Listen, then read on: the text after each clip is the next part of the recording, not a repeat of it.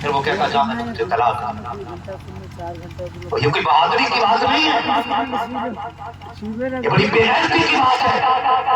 کل جب بیٹیاں رخصت ہوتی تھی، باپ کان میں آ کے کہتا تھا میری بیٹی جا تو رہی ہے، دلہن کے جوڑے میں جا رہی ہے۔ بیٹی جب اس گھر سے رشتہ ٹوٹے گا تو اس حال میں نکلنا کہ تیرے بدن پہ کفن ہونا چاہیے، اس سے پہلے سسرال کی چوکھٹ نہ چھوڑ دینا۔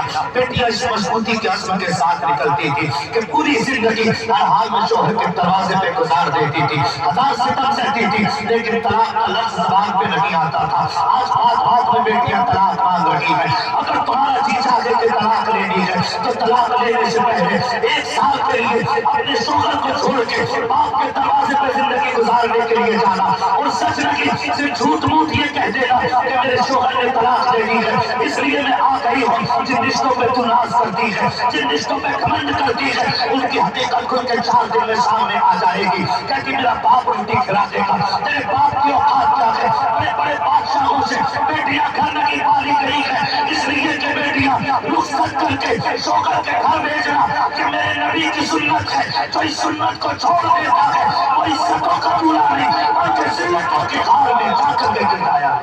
نعرہ تکبیر، نعرہ رسالت۔ یہ مفتی عباس صاحب کا شہزادہ نال رسول پوری ذمہ داری کے ساتھ اللہ کرے کہ بات بیٹیوں تک پہنچے، تو بار بار طلاق مانگی جاتی ہے۔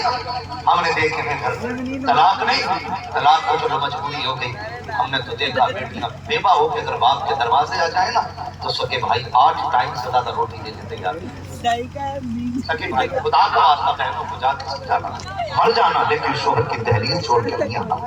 بیٹیاں شوہر کے دروازے پہ اچھی لگتی ہیں، یہ بھی تو سمجھایا کرو بیٹیوں کو، یہ بھی تو بتایا کرو کہ مر جانا لیکن شوہر کی دہلیز نہ چھوڑنا، اس لیے کہ جو عزت عورت کو شوہر کے دروازے پہ ملتی ہے نا وہ کبھی بھائیوں کی چوکھٹ سے نہیں ملا کرتی۔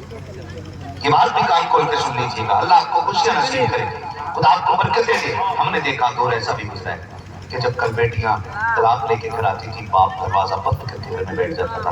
آج باپ کھڑے ہو کے طلاق لے رہے ہیں، چاہیے میری بیٹی کو طلاق۔ یہ کل کا دور تھا، بیٹیاں جب رخصت ہوتی تھی اللہ معاف کرے ناراض ہو رہے ہوتے شاید آپ، باتیں میری بڑی کڑوی ہیں لیکن یہ سچی بات ہے۔ کوشش کیجیے گا بیٹیوں کو وہ تربیت دیں جو میرے مصطفیٰ نے خاتون جنت دی، وہ تربیت بیٹیوں کی ہونی چاہیے۔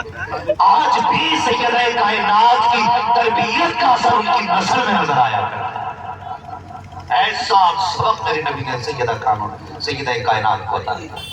جانتے ہو جب کسی سے پوچھو نا بزرگ سے کہ سید کون ہوتے ان کی پہچان کیا ہے تو وہ سیدھی بات کہتے ہیں جو بتاتے نا کہ ان کی پہچان یہ ہے یہ ہے یہ ہے یہ ہے یہ ہے، تو پھر سیدوں کی پہچان بھی بتائی جاتی ہے کہ وہ عادت میں کریم ہوا کرتے ہیں۔ اور یہ ان کا خاصہ نہیں بلکہ سیدہ کائنات خاتون جنت کی عادت کریمہ کی جھلک سیدوں میں پائی جاتی ہے کہ وہ اتنی سخی کے دروازے سے کوئی خالی لوٹا نہیں۔ وہ آج میرے بھائیوں نے یہ محفل سجائی ہے نا، اللہ کرے بھائیوں کے توسل سے یہ پیغام آپ تک پہنچے۔